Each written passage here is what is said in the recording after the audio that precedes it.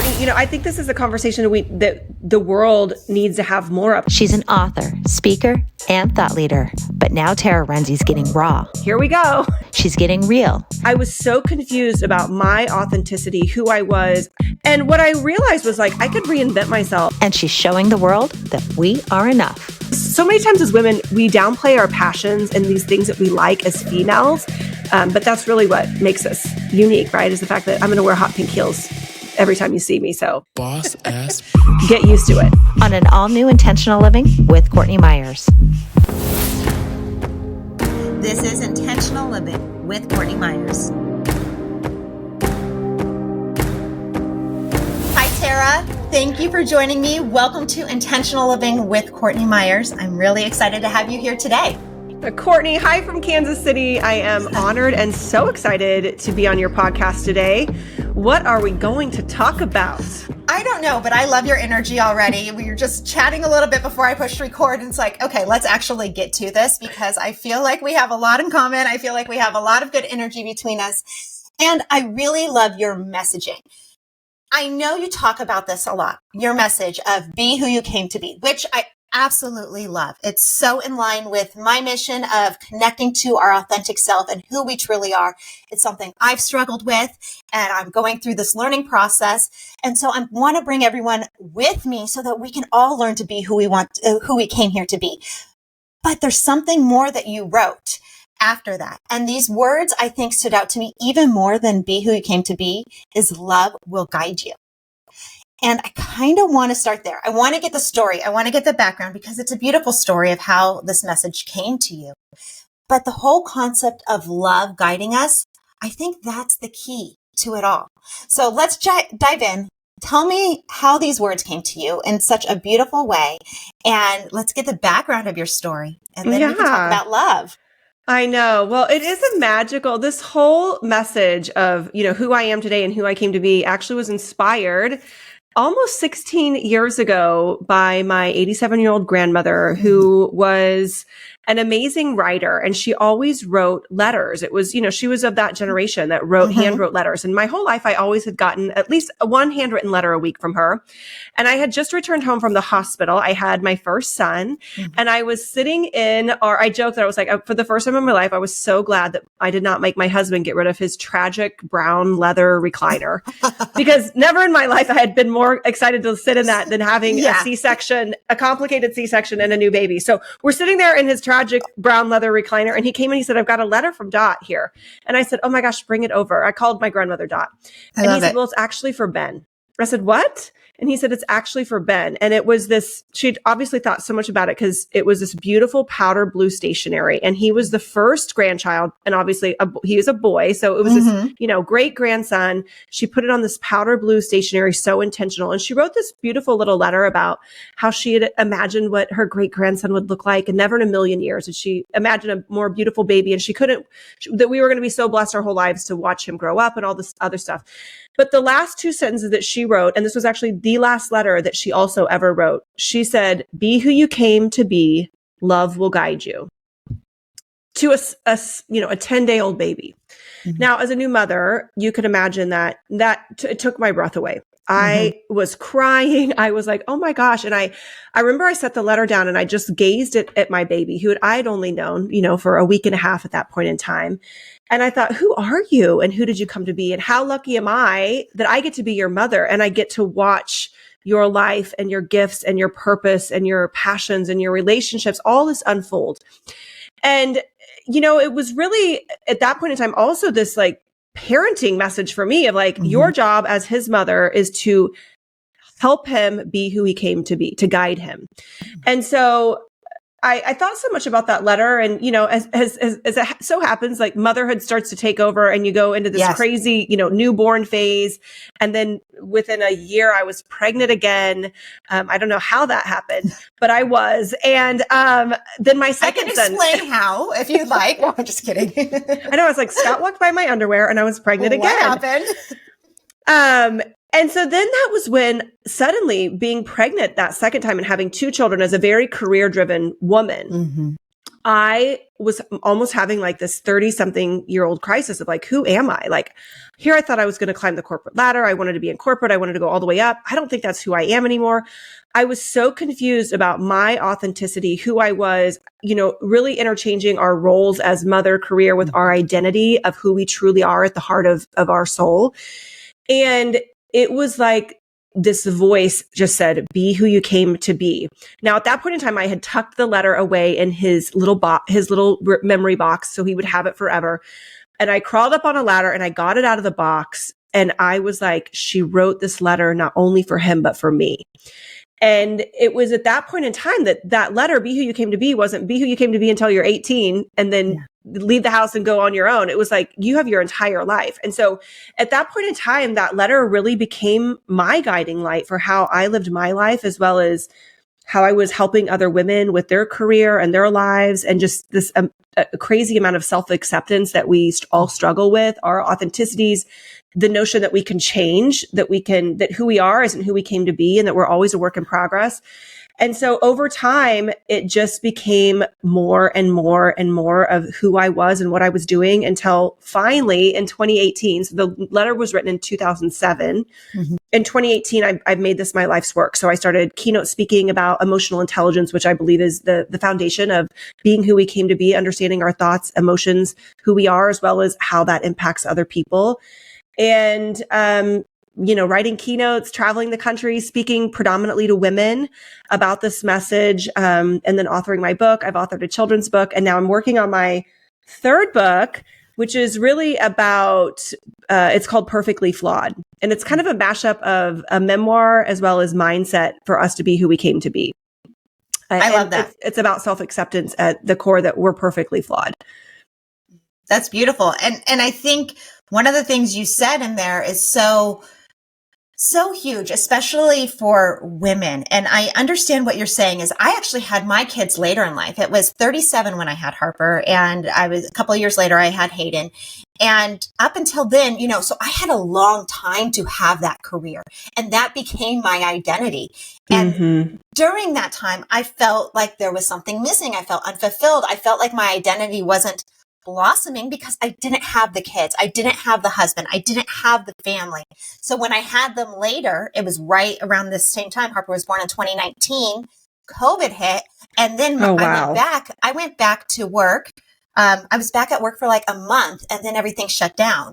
And all of a sudden I was like, okay, I don't have my career. Now I'm a mom. So like one part of my identity was stripped away. And I was like all in on this mom business in the middle of a pandemic. Had my second son and kind of was all in there. And I realized sitting there, I was actually just telling my husband this story the other night, is I remember the minute I was sitting there with my daughter, I was pregnant with my son, and I was playing with her, and he was working from home. And I just was like, this isn't enough. I want more. This isn't me. Yeah. And it was kind of this like, I need more. And it's not that I don't love my children. And I think as moms, it's really hard to go there, like to say that I'm unfulfilled or I need more, but I wasn't being my authentic self. And I was born to create. I was born to do more. And so it's been a couple years of like trying to understand that and bring those things together, that motherhood, that career. And as moms, it's really hard to do that. So I think that message for you is so brilliant. It is a guiding light, because it isn't just about raising your kids or getting lost in motherhood or helping them be who they're going to be. It's about, who are you going to be? Who are you born to be? And that does change. Yeah. Gosh, Courtney, I think this is a conversation that the world needs to have more of. I think especially with, you look at what's happened in corporate America with so many women exiting the workforce, because of the quote unquote, this idea of balance or who they are or feeling unfulfilled. And, as someone who was always a career woman, having kids, and then suddenly I was so pulled being like, I wanted to be home more, that I swung the pendulum all the way. I left my corporate job, was home. And then I was like, oh, well, okay, this is not for me either. And then I almost felt like a shitty mom. I was like, okay, well, this doesn't fulfill me. Like these being home and caring for my children and my husband, like what is wrong with me? Like, am I like a a narcissistic I person. feel it every day. I did. I was like, I want to make money. I want to put on a suit. I just, that was my old, how I was, when I was working in corporate. And what I realized was like, I could reinvent myself and I could find flexible entrepreneurship and create something that worked for me, that worked for our family, that allowed me to fill my, motherhood cup as well as my me cup of being a professional, making money, impacting other women's lives and working and who my biggest fans are my boys. Like they love to see mom work. Like they love that about me. In fact, my youngest, I remember when I had just started out, he was like, do you think you're going to get some sponsors? I'm like, what do you mean? He's like Nike. I was like, well, I don't really think that Nike was going to be sponsoring me, but it just goes to show like the pride, that our children have in us, just like we have in them. And I have friends who are completely fulfilled being stay-at-home moms and volunteering at the school and at the church, and they do all these things. And for them, it's enough. And that is the thing, like we're all different. And what fulfills me might not fulfill someone else. And that's okay. Like this is when we have to truly honor each other's authenticity. And it's no longer the stay-at-home moms versus the working moms. Like we are all women doing our best every single day to not only be wonderful mothers and play a role in our houses as wives or, spouses or whatever, but also is our own identity of who God created each and every one of us to be, which is so much more than just, for me, just a mom. I mean, that's just one of the places that I get to pour myself into. Obviously, my favorite role in life is mother to Ben and Jack, but there's more to me than just that. It's hard though. I mean, it's really hard to compare. Like you say, you have friends that are fine being those stay-at-home moms. And, when I was in that working world, when I was in that career woman, it was like, all I wanted to be was a normal, everyday stay-at-home mom. And then, I get the chance to be it. Now, all I want to do is, create this empire. And so combining the two, now my kids are young. How old were your kids when you started? So, well, when I started this, so I left the corporate world though, when my kids were, one and not even that, like 6 months old and 2, because they were like 20 some months apart.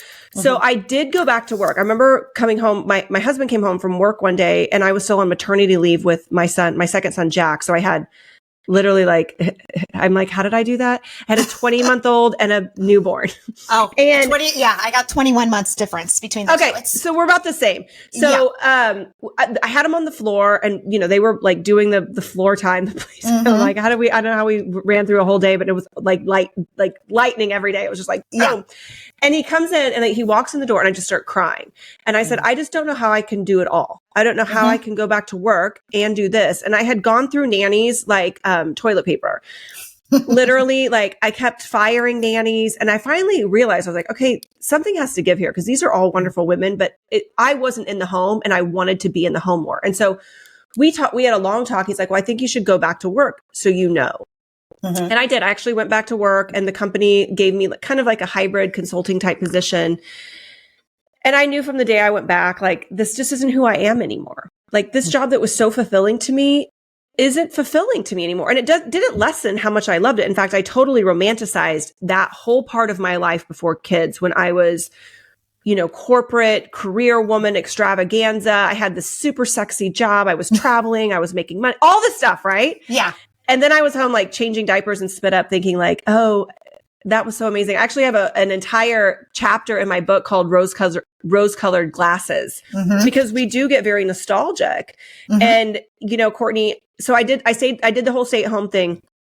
And I romanticized that career so much that I ended up going back to a very similar job when my son was like 3. My youngest son was 3. And I quit 6 weeks into it. I mean, it was something, it was so embarrassing. I think I was there for like 2 months.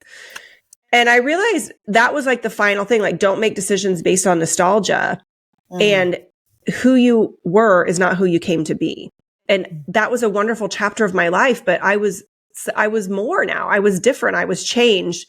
And, I had a great boss who's still like one of my number one fans. And he actually he's like, Tara, I just love that you took the time to figure this out. And, you being here for 2 months was such a gift to the company. He was so nice about it. But it's hard. It's hard to be a working mom. It is. And I do love how your boys are supportive of you because, my kids are really young. And so they don't understand. They're about 4 and Hayden's 2 and Harper's just about to be 4. And they don't want mommy to work. I'm like, you are going to appreciate this someday. And so I'm trying to show them that. But this whole concept of evolving and changing, it's like we live in the past so much. We don't allow ourselves to evolve and change, and then we don't allow ourselves to become this version of ourselves and the more authentic version of ourselves. You have kids, that is life-changing. You quit a job, that is life-changing. These are big events in our life. And I don't know if it's us that we hold ourselves back by romanticizing, or the outside world sometimes identifies us as who we once were and who we aren't anymore. What do you find when it comes to that? Mm-hmm. It's just such and again, if you are parenting your child and they had done something amazing for 7 or 8 years and they were like, I just think I'm ready for the next thing, you wouldn't be like, no, you're going to stay in this for the rest of your life. You'd be like, well, let's talk about this. Let's explore this. Like, what would you want to do? Like, you have so many talents. I think that so much of it is just the pressures we put on ourselves. And this is when I started to get really curious about emotional intelligence, which is really understanding our thoughts. Mm-hmm. How do we process that? And it's this heightened sense of self-awareness for me that I've really had to channel to understand who I am at this moment. Who am I becoming? What do I want to do? What do I not want to do? Truly releasing what other people think about me, which I think was the big thing for me. And at that, when I was having kids, so I was 30 when I had my first child, 32 when I had my second. I'm guessing that people didn't think nearly as much about it as I thought they did, but I know there was some really mean things said about me as well. Like, I remember hearing a rumor that people were like, she quit her job and fired her nanny. Is she postpartum? Like, are the kids okay? And I was just like, you think back about like how hurtful that is. And I think that versus being like, good for her, that is amazing, you know? But that was I literally allowed probably like 2% or maybe of people and of these really nasty, mean women impact me so much versus just being like, I'm just going to turn the sound down on that. Like, those are not my raving fans. Like, I'm going to put them in the nosebleeds. And so I think it's just, I think it comes with age. I think it comes with, once we kind of go through these phases of being a woman, becoming a mother, watching our children grow up. And I remember when my kids were little, I remember dropping my one son off at like, I did a lot of flexible childcare. So summer camps, day programs, church programs where they would go from like, 8 to noon. So I could have these blocks of time to work because I was doing a flexible home-based business at the time. And I remember my youngest son like literally grabbing my ankle and like crying, like, don't leave me. And I just was like, oh my God, this is the worst thing ever. And then I call up there, like, oh, he was fine. Like a minute after you left. And today I asked him, because I'm working on a book right now, an ebook, and my Tuesday tips that I send out all through September with back to school is geared around the emotionally intelligent parent. And it's really about using emotional intelligence and parenting. And that in turn helps our children grow up to be emotionally intelligent. So I asked my son, I said, what do you remember about me as a mom when you were really little? And he said, just that you loved me. And I said, what do you remember? And he's like, I just remember that you loved me. Like, I don't remember, like, he doesn't remember, like, he wasn't like, I remember when you dropped me off at daycare and I had a mental breakdown like, I'm not even in his wheelhouse, And I actually watched this Oprah in the 90s where she had like, it was when like the stay-at-home mom versus working mom was such a big thing, and she had the children on. Well, actually, she had the moms on first, and they were stating why they thought it was better if you worked or stayed at home, or why it was better for them. And then the second half of the show was the children. And guess what? The children of the working moms and the children of the stay-at-home moms all said the same thing. I love my mom. I love my mom. And I love my mom for who she is. And, your children don't need your omnipresence. They just need you to love them, and they need you to be present when you have times with them. And, as they age up, I think we have this sense like, oh, it's going to get easier when they get older. And this year, my 16-year-old, he's turned 16 next week, he's driving himself to school. And for years, I was like, oh my God, I'm spending 2 hours a day in my car shuttling kids around. Mm-hmm. And now I'm like, what I wouldn't do for 2 hours driving this kid around. So I've said, hey, I'll make you a great breakfast every morning. If you meet me in the kitchen at 7, we'll have 30 minutes. And you know what? He hasn't missed a breakfast. He's down there now. Again, he's 16. He loves food. So, and I'm a good cook, so he's not going to miss, breakfast. But it's, again, these opportunities to be intentionally present with our children matters more than our omnipresence. I love that. It's really funny though that you said that about your son not remembering the daycare drop off, because there is this like core memory I have like drilled into my head from whatever reason, and I'll bring it up randomly, is that I remember my mom, she was mainly, she had a flexible schedule of some sort, but I remember her dropping me off one summer at like a daycare where my sister like went to school, my little sister. And I remember, like, I seriously remember crying the whole time, being so upset. So I know you say you don't remember them, you just remember the love, but I was like obviously scarred for life because I'm 41 years old, still recalling that time. I was like 5 years old. Oh my gosh. Well, I have 2 older brothers, and the only time I ever remember being very scarred was they hired a boy babysitter. Oh, and he was just so you know, he's still like a family friend of ours. Like, we know them very well. And I cried the entire time he was there. And I was so pissed at my parents. I was like, I was the first girl in 4 generations. So I literally have lived with like men my whole life. And now I have all boys. I was like, do not ever hire another male babysitter, because they were all like playing, like lawn darts and like, I don't know, whatever they played in the 80s. Like they probably had like pellet guns they were shooting each other with. Yeah. And I was like so sad that no one would play Barbie with. Oh my goodness. That's funny. But what is like, there's a lot of talk about conscious parenting and being a conscious parent. And I think it adds a lot of pressure to parenting these days. I think it's good. I think we should be conscious in our parenting. But what is emotionally intelligent parenting? What is that? What is the difference between the two? So for me, emotional intelligence is the foundation of all of it is really self-awareness. And like, how do you feel? How are you acting on your emotions? And I think that if we can, as parents, understand that just because we are feeling something doesn't mean that that's how we show up. Mm-hmm. We can be having a bad day, but that's not a permission slip to be, awful to our children. Yeah. And so it starts with us as first off, really understanding our own EQ as adults and emotional intelligence. There's a really great, one of the things that I got certified in to go along with my emotional intelligence is this book. It's called Positive Intelligence. This man's name is Shirzad Chamine. He's brilliant, and he'd studied emotional intelligence forever and was like, well, how do we really elevate it? And so he has this really cool assessment that you can take. It's free. If you go to my website, it's a pop-up. But it's called your positive intelligence. And this will identify your self-sabotaging beliefs, these saboteurs. And first is the judge. And I think as a parent, right, we're constantly judging our children, who they are, how they're stacking up, how we think they should be, what we wanted them to be, how we were parented. Mm-hmm. And I know my husband and I, we were parented very differently. Mm-hmm. And so we judge, we judge ourselves, we judge our children, we judge our spouse, and really being able to first off understand when that judge shows up and how we are responding to it. And then it also talks about our saboteurs, which for me is hyperachiever and pleaser. My husband is controller and hypervigilant. So he likes things a certain way. He's not controlling, but he's very much like, he's an engineer by heart. Mm-hmm. So he's just that. I mean, he has a spreadsheet for everything, right? Where I'm like, I don't know, it's in this pile of shit on my desk somewhere. Let me find it for you. Yeah. So then we can start to understand, what's going on in our own heads, and then how do we talk to our kids? And I think if you have little kids, I highly recommend Love and Logic by Jim Fay is it is emotional intelligence for kids. It's basically teaching them to understand their emotions and control them, and that's by giving them space of like, if they're having a temper tantrum, it's like, hey, you know what? You can have this temper tantrum. I'm going to need you to go to the other room and do it though, because I've got stuff to do. And I want to be able to talk to you about this. So go ahead and work it out. Bang your head on the stairs if you need to. I'll be in the other room. Come find me when you're done.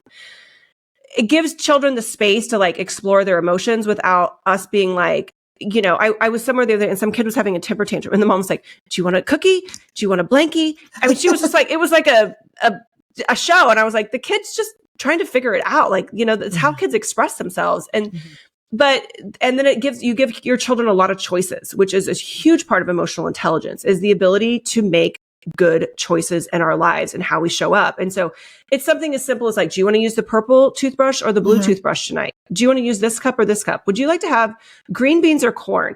I mean, everything is a choice, so that that way when you have to when they don't have choices, like, hey, you know what? You have a lot of freedom. We give you a lot of choices.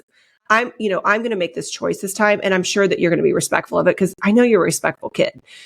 Little stuff like that. I remember one time, like, this person brought over this huge cookie to my kids, and I was never like, I run a pretty tight ship, but I also was like, yeah, you could have like a bite of the cookie. And so they gave him this cookie, and here I was like, okay. So they gave it to him, and he's like, can I eat it? I'm like, well, sure. I was like, go ahead and open it up. I said, but I just want you to think about how you might feel if you eat the whole cookie versus if you just had part of it now, and then, maybe you could want part of it tomorrow, but I'm going to leave it up to you. I just don't want you to have a tummy ache.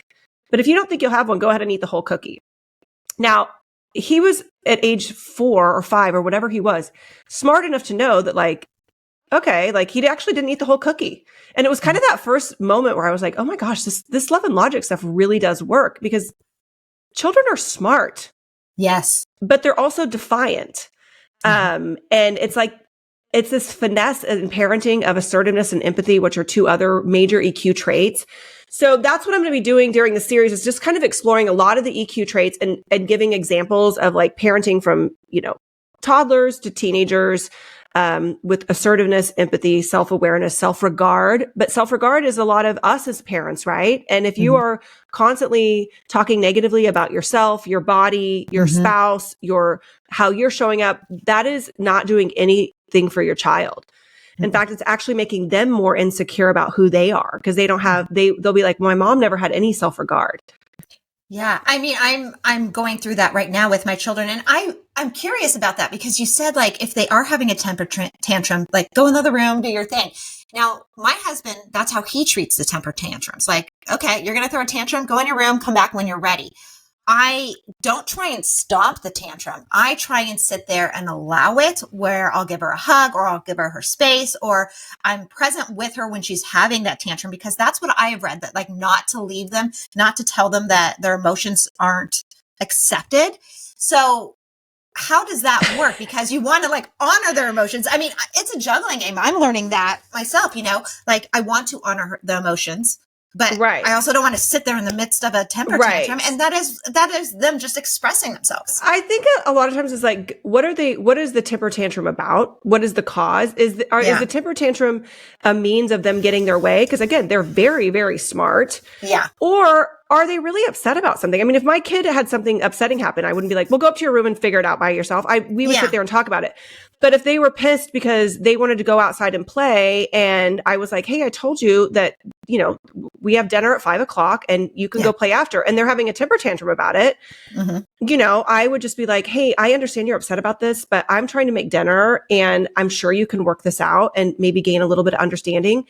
Go ahead and throw your temper tantrum. I'm fine with that. I just cannot have it in the kitchen right now. And usually they would look at me like, this is nuts. And, I remember sometimes if we were in public and they would throw a temper tantrum, like at the grocery store or something, the worst, right? And you're like, everyone's staring at you, and you're like, yes, I'm the shittiest mom here. When anyone who has a kid is like, knows that this is normal. So yeah. Sometimes I would just like voice up. I'm like, I know I'm a terrible mother, and you're showing everyone at the store that I am absolutely awful because I will not get you that box of Cheerios. I'm sure that they're going to understand, but you should keep throwing your fit so everybody knows. And a lot of times they would just, again, versus being like, I will get that for you, instead of like negotiating with them. But the other thing I used to do, which some people might say this is bad, and I would never record them, but I would be like, this might be your best temper tantrum ever. This is good. And you're going to want to rewatch this for the next time that you have one. So I'm going to go ahead and record this so that you can rewatch it, because this is Academy Award winning, like, acting right now. And they would always stop. I love that. They would always stop because they were like, oh, I really don't want you to record this. That's hilarious. No, and I think that's really big, though, is to, like, honor their emotions. And I think that's the big thing that we want to do, is because, like you said, our kids are extremely smart, but not only are they smart, they are trying to assert themselves, and we have to honor that they are people in their own right, and they have that autonomy, and they can assert whatever feelings and emotions and presence that they want to. I mean, I think one of the things my husband used to tell me about his childhood is he came from the family, like, respect us because we're your parents type of thing. And he's like, well, you need to respect me in return. And, that would never end well if you say that to your parents. But, there is something more of that cultivating respect between your child and you. But I love how it all starts from you, because even when it's like talking poorly about yourself, your appearance or this, your kids are watching and learning this all from you. Yes. And it's like, as simple as, people are like, and this is like an extreme example, but, we still have this horrible problem with racism in our country. And it's because that is taught in the home by adults having conversations. They aren't raising their kids to be like, you need to hate this person or this. They hear it, and that's how they grow up. It's no different than like my husband and I both went to the University of Kansas, and our kids are diehard Jayhawk fans. Yeah. Because they saw mom and dad cheer for the Jayhawks, get excited. It was fun. They wanted to be part of that. So your kids are watching you. They are emulating everything that you do. And so I think that, we do have to be very self-aware of how we're showing up in the home, how we're talking about ourselves. And even now, I find myself having a bad day, or like, oh, I hate this picture of myself. And my sons will be like, Mom, come on, like, take it easy here. And again, but we also have to honor their authenticity. And I think one of the reasons that parents is like the self-awareness of us, but the self-awareness of the child of like, who are they? And they didn't come to be who you want them to be. Yeah. I see it all the time where it's like a kindergartner and they're like, well, we're going to hold him back because we want him to play football. And I'm like, he's probably going to play the trombone. And good luck with your aspirations of him being a D1 athlete. But, we see it, right?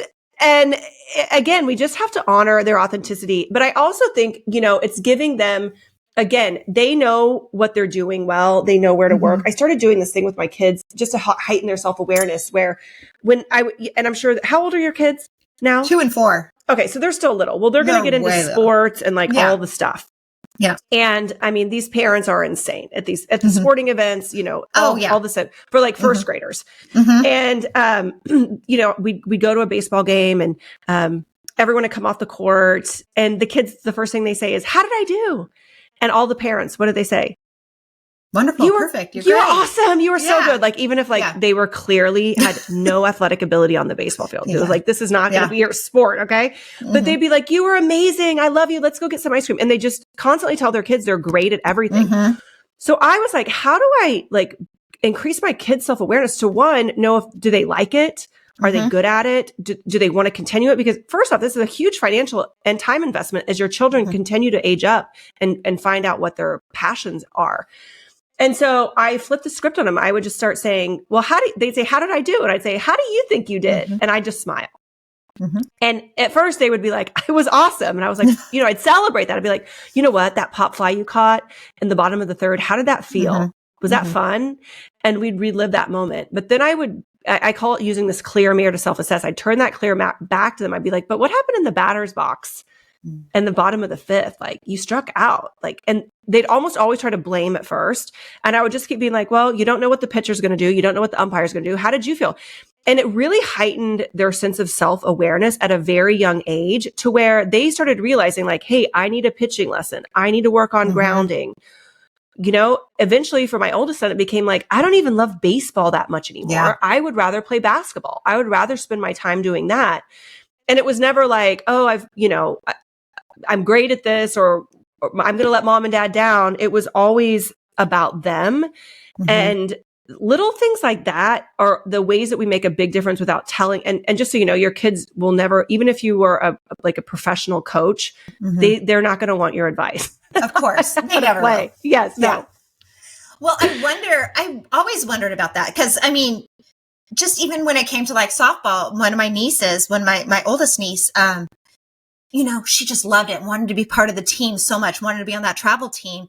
And it wasn't anyone pushing her. It was like, okay, she wasn't, she needed that extra help. So it was like, are you committed to do this? Are you actually going to put the commitment in? And if you are, then great, we'll get you every lesson. And she did. And she committed and did it because she wanted to, not because anyone was forcing her to. And even with my daughter, she has started dance. I started her last year when we moved from California to Tennessee. And I just wanted to expand, like help her meet people and things like that. So we started a dance program. At the end of the program, they're already pushing us into competition teams, $10,000 a year, travel. I'm like, she's turning 4. Like I did that. Just because I did that doesn't mean she wants to do that. Like I'm doing this to see if she wants it and likes it. Let kids be kids. Let her be kids. I'm like, let's continue on with the fun. And as long as she likes it, then we can explore that in a couple of years. But I wonder if we become certain things in life because we're told so much. We're so great. We're so great. You're so great at this. I was told I was an amazing writer from as early as I can remember. I became a writer. I became a producer. I became a storyteller. Was that authentically me? Now I truly do love it. That is like, I do feel that's part of me. But do we instill that in our children and not allow them to become who they want to be by telling them, oh, you're so great at this? I mean, there's probably some of that. I've been doing a lot of reading on burnout because it's a hot topic. And, the main reason I believe people get burned out is because there's a disconnect between their authentic self and the work that they're doing. I mean, if I think about any time in my life I've been burned out, it's because the work is no longer fulfilling and it's disconnected from my authentic self. Where if I'm doing something I love, like I can do it and over and over. Yeah. I think it's the same thing for children, our opportunities in life are the things that we're naturally good at. So I think as a parent, like we want to cultivate and nurture those talents that we see as long as the child is liking it. The problem is that I think so many parents, they haven't allowed their children to even figure out if they like it and if they're good at it because they tell them they're good at everything. And they've built these sports teams. I mean, everyone can be on a traveling team. It's horrible. It is. I'm like king of the dipshits. I'm like, everybody can get a trophy. I mean, it's like you go to Facebook and you're like, wow, everybody's kids like winning golds, like the champions in every baseball. There's really that many great No, there's that many baseball teams that have all the categories so that everyone can play versus actually allowing kids to figure out what they're not good at and what they're good at. I mean, I realized that I was not a great athlete and that my passions were in music and in performance. Now, I actually was a theater and voice major for 2 years on scholarship. And after my second year, my sophomore year, I was like, I do not want to do this full time. And I remember having to go to my parents and be like, I'm giving up my scholarship. I'm not going to be a theater and voice major anymore. I want to go a different route. Well, look what I'm doing now. I'm speaking, I'm writing, I'm on stages. So all of that is still transcending into what I wanted to do. And, my parents were like, we love you. We want you to go and figure out what it is you want to do. And it all is like the path, right? That's to where I wanted to be. But my parents were never like, you're an amazing basketball player. You should keep doing that. And I sucked at it. Yeah. And I think that's the problem because we see parents push their own passions on their children versus allowing their children to find their own passions. And it might not be sports or whatever it is. I mean, I loved music and my husband also was a musician and we tried to get our kids into band and stuff. And they did one semester of it and they were like, this isn't for me. Well, do you think, it just made me think about that when you were saying it. Do you think that we are not living our true authentic self and our true passion in life if we are pushing our passions onto our children? We're trying to essentially live vicariously through them? I think you're doing your children a huge disservice if you're doing that because, again, be who you came to be. And we talked about this at the beginning. Love will guide you. Love is your passions, is your purpose, is what you want to put your time and energy into. It's, if you think about love guiding you, right? Love will never guide you to something that's not something that you're, and even if people be like, well, people have gotten into bad relationships because of love. I mean, was it true love or was it lust? Was it some sort of, if you think about the truest, purest love for what we are, who we are, what we do, our passions, like that will guide you to the right things. And so I think if you're pushing your own passions and purpose on your children, like you're doing them a huge disservice because the other thing is kids don't want to let their parents down. They really don't. Even though they're defiant and they want to push the envelope, they don't want to let them down. And I think this is why this whole concept of emotional intelligence, self-awareness, self-regard, assertiveness, empathy if we can do that as a parent and give that to our children, they just make better decisions when they're older. Even with my kids who, my oldest son, he always pushes the envelope. He always has, just always at school, everything. And I finally made a rule up. I was like, look, if you get in trouble at school, I better hear about it from you first. Meaning you get in the car, you need to tell me, because if I hear about this from the school, you put me in a very awkward situation. And so I just need to know about it first. Well, what that did was create the safe space for him to be like, hey, I messed up. Something happened at school today. We could talk about it versus, if I hear about it from the school, anger was instantly I would get so angry, right? Cause it's like, oh God, I got this call and they're, it sucks when they're talking about your child who you love more than anything. And the school's like, hey, your kid sucks. and they're a total like hellion. And you're like, oh my God, and versus whenever I was prepared for the call and I could say like, hey, first off, thank you for the call. Ben and I've already had this conversation. He got in the car today and told me about what happened in Mrs. Larson's room. That's a completely different conversation. And so that also builds a lot of trust, right? Of like, you tell me this and we're going to work on it together versus I hear about it from someone else. Then it feels like parenting of like, I got to give you a consequence, all those things. So, and I think that was one thing that really did help me with my sons was that whole, like, you can tell me anything, you can come to me with anything. And I actually want to hear it from you before I hear it from someone else. That's created a ton of trust with us and, how we parent them. Well, I think also just like treating your children like people, not just like coming down on them, like this is the way it's going to be.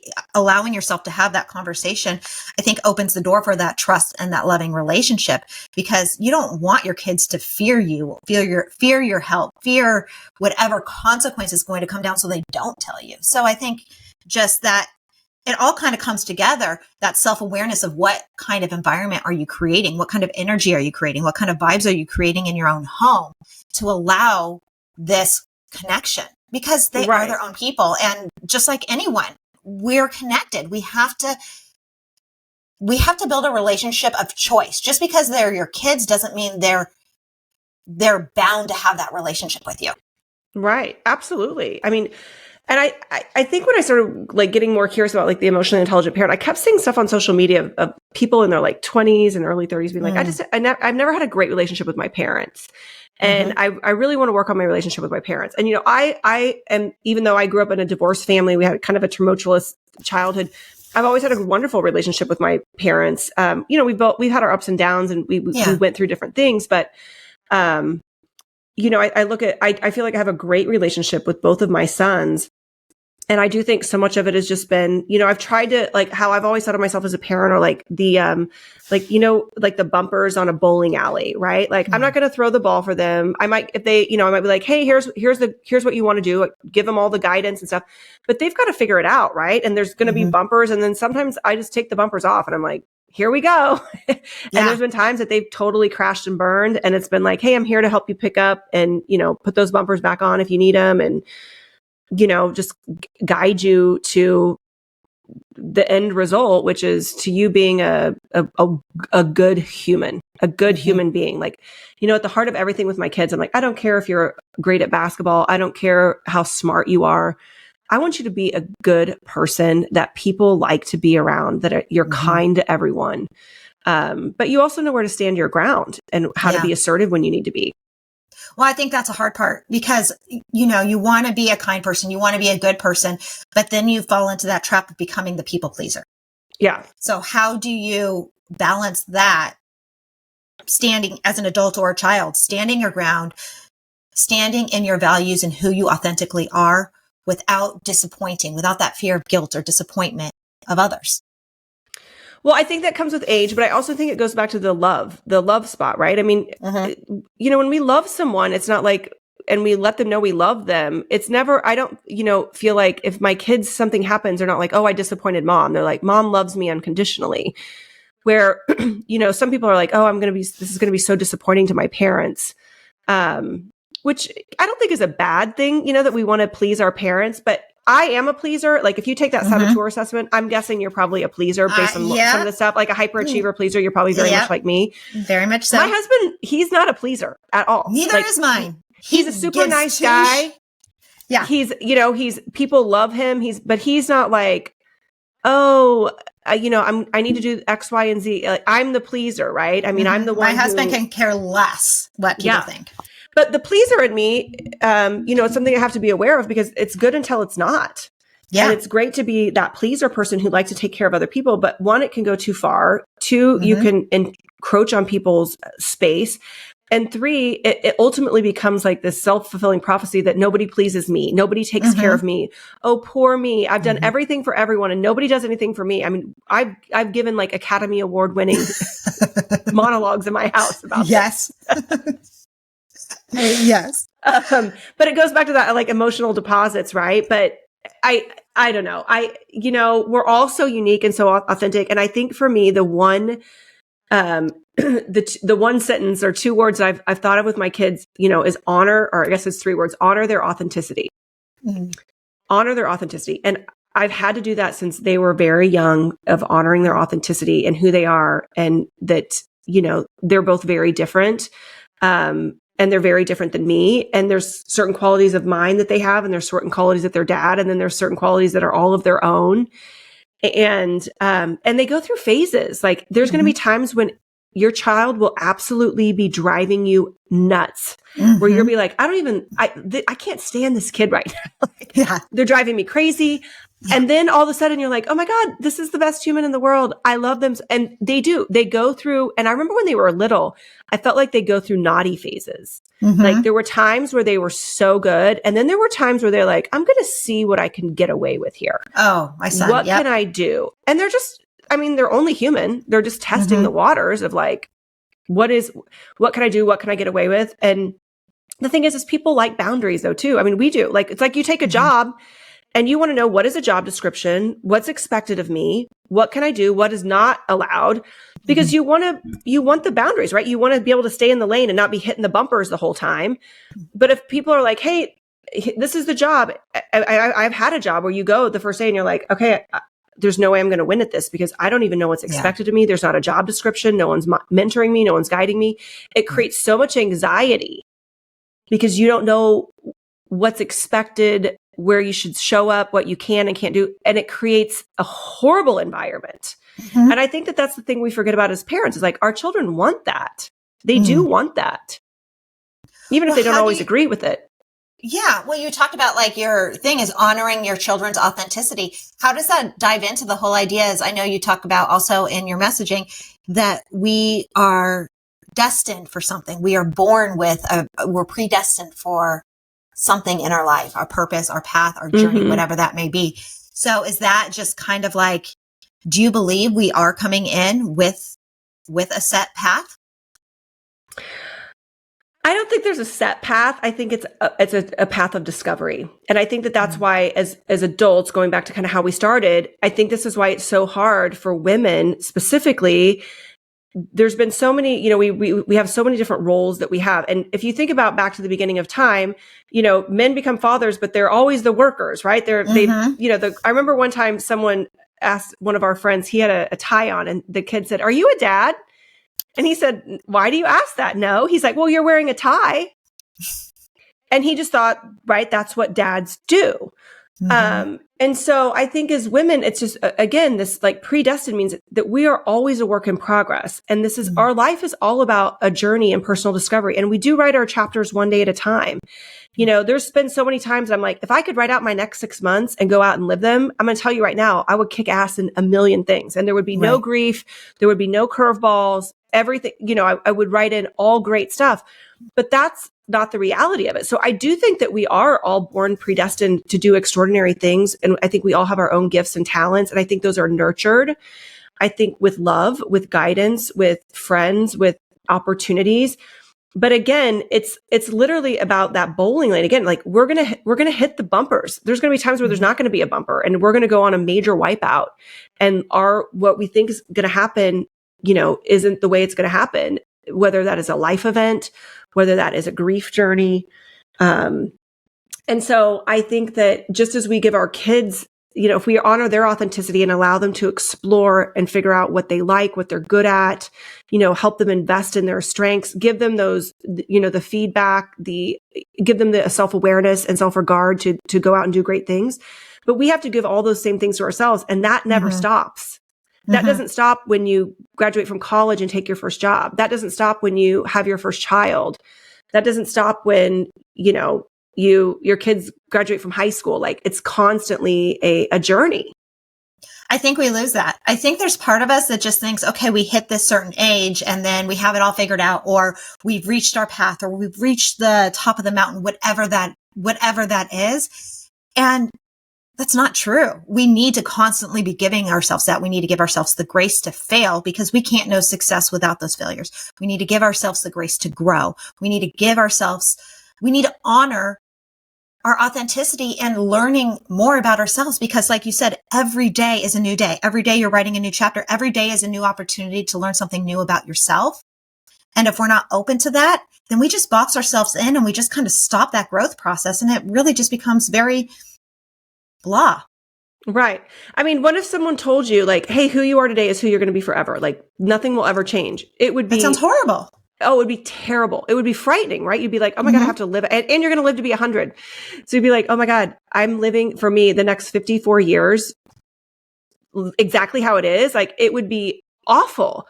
But the uncertainty sometimes is daunting, but literally who you were is not who you came to be. And, you know, I think about my mom, who is retired. And when I wrote my book, Be Who You Came to Be, I actually didn't let her read it until it was done and printed, because, well, one, she's a early childhood educator. And so I'm sure, and she just is like, you know, she's read a ton of books. So I'm sure she would have had a lot of thoughts of different, and I was like, this is my book. But anyway, I let her read it. I bought her, you know, I gifted her a signed copy of it. And she came over the next day and she literally had like tears in her eyes. And she's like, I read all this book in one setting. She's like, I'll be 100% honest with you. I did not think this book was for me. Be Who You Came to Be. She's like, I'm 70 years old.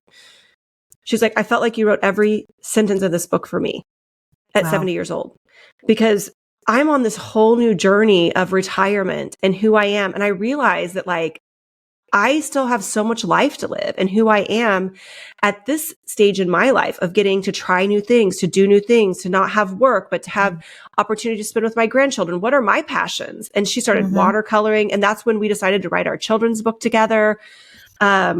You know, and just all these little things, like, you know, she called me last night and, you know, she was like, oh my God, I sold 7 of our books. And she was so proud because she'd made this connection with an old teacher. And, you know, she was just like, there's never an end to being who you came to be. And that's beautiful, to realize that we're never going to reach some peak and then coast till the end, but there's always a chance for up levels and new and exciting things and relationships and, you know, who we are and what God has intended for us on our journey every step of the way. And I think it's really magical when you think of it like that.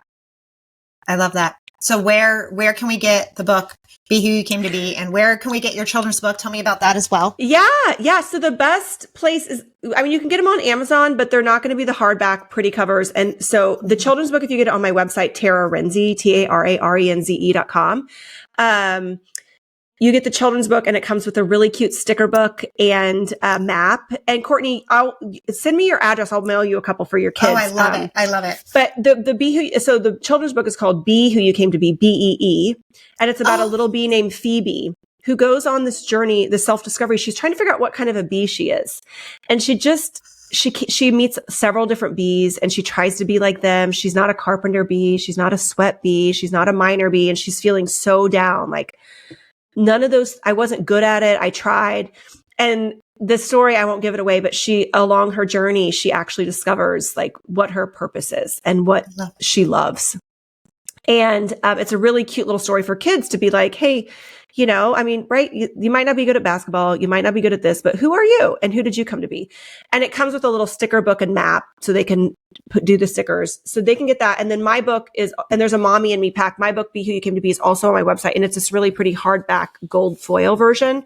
My book is, the chapters are short. There's lots of quotes. It's meant for busy moms, working women, so that you could pick it up. You could read one chapter and take something out of it. And so I always feel like there's a chapter in there for all the different phases of life. And I've tried to be vulnerable enough to share. My next book, Perfectly Flawed is even a little bit more vulnerable, but, and then you can use Tara 10, or it might be Tara 10 off. Anyway, that's $10 off. You can use that code and that'll more than cover your shipping, which makes it the same price as Amazon. I love it. I love it. I just love, and I love how you're allowing yourself to just continuously go and be a little bit more vulnerable. It's a journey to allow yourself to open up in that way, to continue to show up in a vulnerable way so that you can connect, because that's how we really connect with people, is by showing our vulnerability, showing our real stories, because no one wants to be lectured. We want to connect with through story, through real experiences, and say, I see a little bit of myself in you. So I cannot wait for your next book to come out. I'm gonna have you send me those books for my kids, because I love that. Oh my God, I would love to. I'll send you the Mommy and Me, and I'll put some extra stickers in so they don't have to share. Stickers are crazy. Stickers are crazy in this house. There's so many things covered in stickers. But yes. I think you have a big event coming up, right? Yeah. So if you're in Kansas City or in the Midwest, or gosh, if you want to fly in with some friends and invest in yourself, I'm hosting an event called the Big Ask Women's Event. So I have a podcast called The Big Ask. We're getting ready to start launching our fall series on the podcast. But the Big Ask Women's Event is just an event that we are doing in Kansas City for women. So it's an all day immersive experience. It's from 9 to 4, everything from coffee to lunch to champagne. There's going to be some shopping. The swag is killer, but there's 2 really interactive, immersive workshops. So the morning sessions is on emotional intelligence, and mindset, and really getting mentally fit. And to be who you came to be. So that is my workshop. And then we have an awesome executive panel sharing their experiences in life and career. And then the afternoon is all about branding you. So it's about, how do we create our personal brand as women, and how do we show up unapologetically authentic, right? I mean, I think so many women think, oh, if I share fashion or makeup or cooking, no one's going to take me seriously in the corporate world. And it's like, hey, this is who you are. And again, it's those authentic connections that we make. So how do we brand ourselves and allow ourselves to say, like, hey, these are my passions. In addition to working as an attorney and as a mom, like, I want to grow flowers in my backyard and share this journey with you. I want to, whatever it might be. Because so many times as women, we downplay our passions and these things that we like as females, because we think they will somehow marginalize our how people view us, like emotionally and in a mind, like a career way.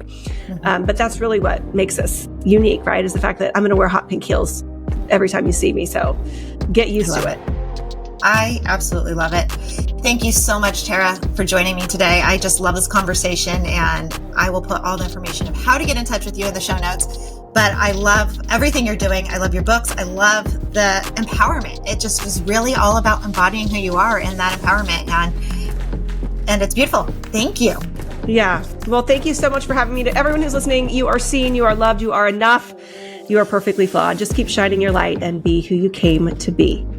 And that's it for today's Intentional Living with Courtney Meyers. Thank you so much for listening. And thank you, Tara Renze, for joining me in such a fun conversation all about tapping into your authentic self, being conscious parents, actually emotionally intelligent parents, and really fostering that in our children so that they can grow to become the authentic versions of themselves that they were born to be, so that we can be who we came to be. I love her messaging. I love her. I love everything about this conversation. I'll put all the information of how to follow Tara in the show notes below. And as always, you can find Intentional Media and Intentional Living with Courtney Meyers at CourtneyMyers.com. That's where you'll find books, courses, and so much more. Thank you for listening, and I'll talk to you next week. Bye.